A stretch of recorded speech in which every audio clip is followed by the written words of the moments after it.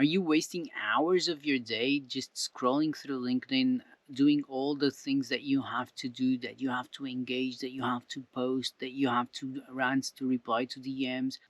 Have you ever been in that situation where after your LinkedIn activity, you actually realize that you've been there for 2, 3, maybe even 4 hours? That's a lot of work that can be produced in that time, and you don't need to spend it on LinkedIn. You can get the most out of LinkedIn as a content creator or otherwise a freelancer, or actually even to build your business without spending so much time on LinkedIn. Whether you're trying to promote your business, looking for freelance clients, or just building an audience, you don't need to spend hours upon hours on LinkedIn. In fact, a lot of people are spending as little as half an hour a day on LinkedIn and having incredible results. I myself, if you count the average per day, per weekday, I probably spend less than half an hour a day on LinkedIn. So, how can you save so much time and still produce the same results on LinkedIn? Today, I have 5 tips for you that will save you hours of your day and free that time for you so you can actually work on your business and have more productive activities and still get the same results or even better results out of what you're doing on LinkedIn. So let's get to them.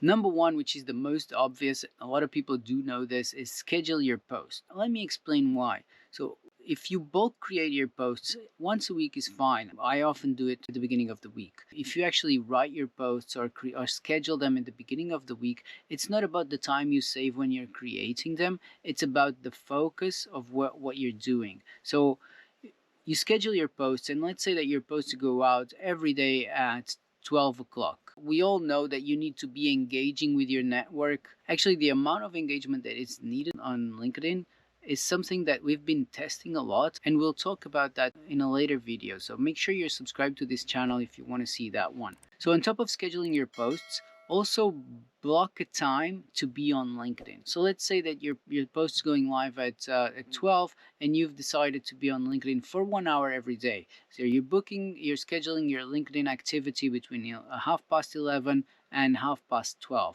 And that's all you're going to do, and you don't need more of it. And we'll see how. So now you scheduled your post. You have nothing to worry about. You're 100% focused on just engaging, replying to the people who commented on your post, and engaging in other creators' posts. So you don't have to think about what you just posted.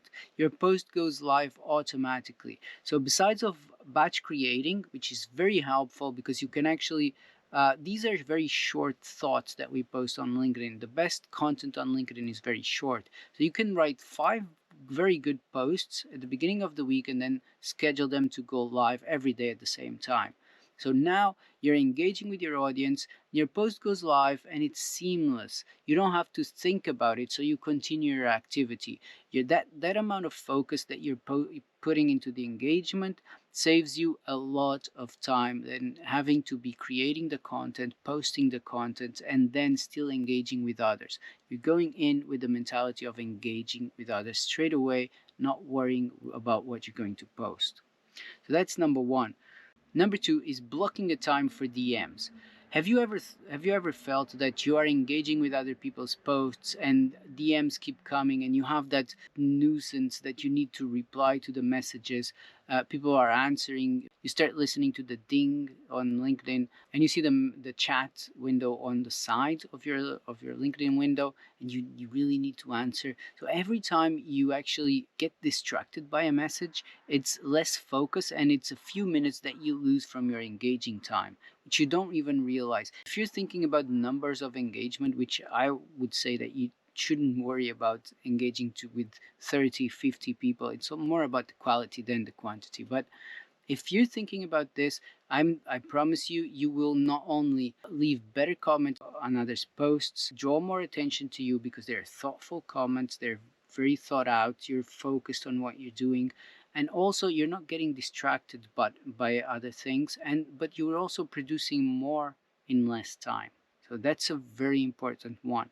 So what I advise you to do is block a time for DMs. A friend of mine says that he does it best at the beginning. So as soon as he opens his LinkedIn, the first thing he does is reply to all the DMs and then he starts his activity. He closes the chat window, and that's the best way to do it. All right, number three is, you might find it a bit strange.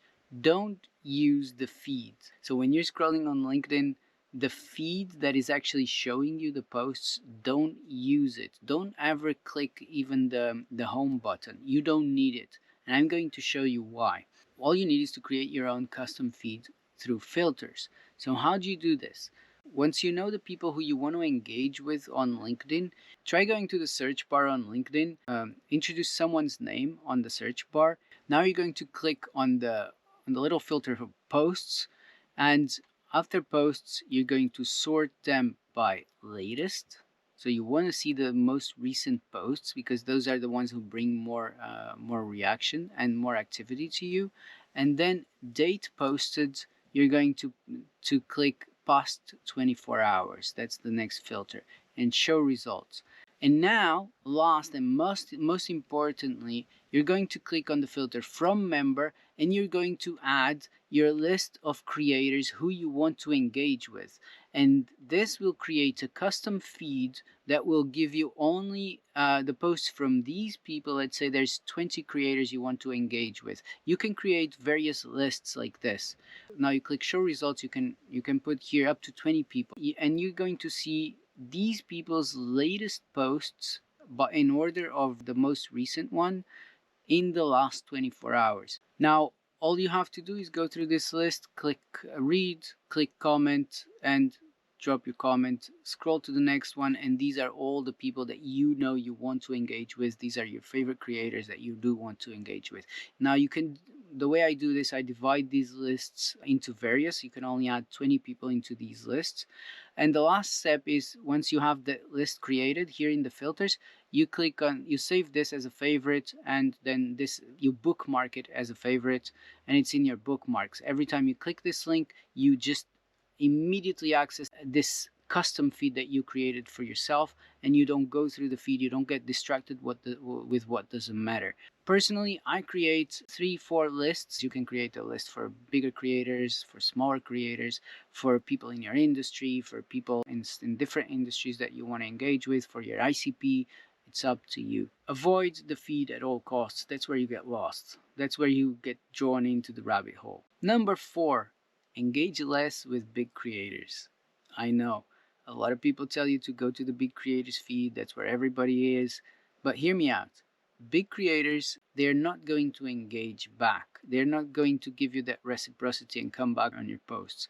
So why engage less with big creators? Because on a big creators post, what you want to write is a very thought out comment, because that comment might draw some attention from that person's followers to you. It's, you're not trying to just bring that creator themselves to read your posts. You're just trying to show off your knowledge inside of that subject. Treat it like a small post inside of that person's already existing audience. So less is more, less but with more quality. You don't need a lot of big creators. Choose 2 or 3 and then write some very thought out comments every day. And now number 5 is the one I know that everybody's going to challenge me on. Do not send people to your DMs to learn more.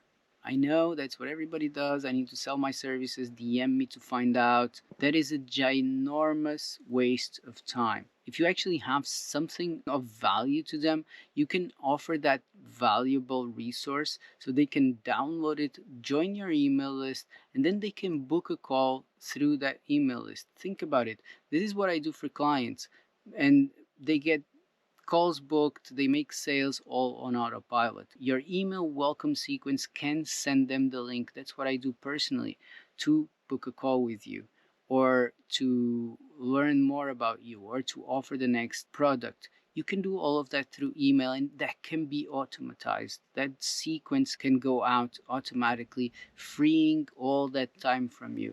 Think about how much time you are currently wasting on DMs. Those who can be your ICP, those who are just there to chat, or those who are trying to sell you something. Spend less time in DMs.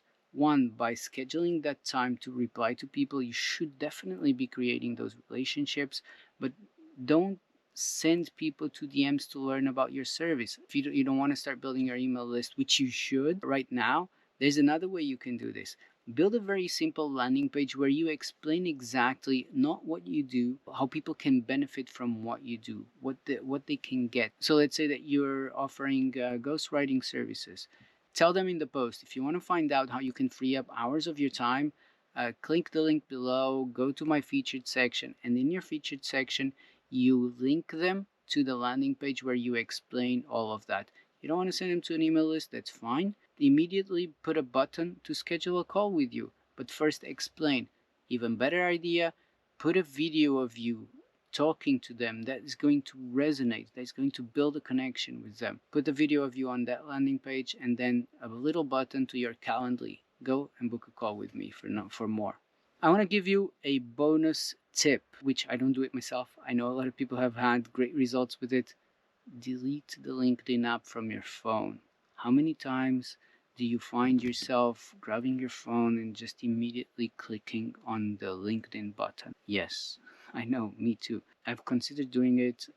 The only reason I haven't done it is because I work a lot on the move, and a lot of times my engagement is actually done from my phone, just 10-15 minutes what I can, and that's it. But I am trying to bring myself to use the LinkedIn app less. So delete it, or actually at least delete the shortcut. And so that's an idea that I just gave myself. So there you go. There's 5 tips to save hours. I promise you're going to save hours. Actually, look at the clock, look at the time. Schedule the time that you can afford to spend on LinkedIn. Remember how much of an ROI you're getting from this time. Schedule the time, 1 hour. That's all I'm going to do. And you can even put an alarm. When the alarm rings, that's it, you're gone. Enough LinkedIn for the day. You're going to even feel much better if you do this. If you found this helpful and want more of these tips for content creators and how to monetize your content, make sure you subscribe to this channel, give us a like so it can get distributed to more people, and see you in the next one.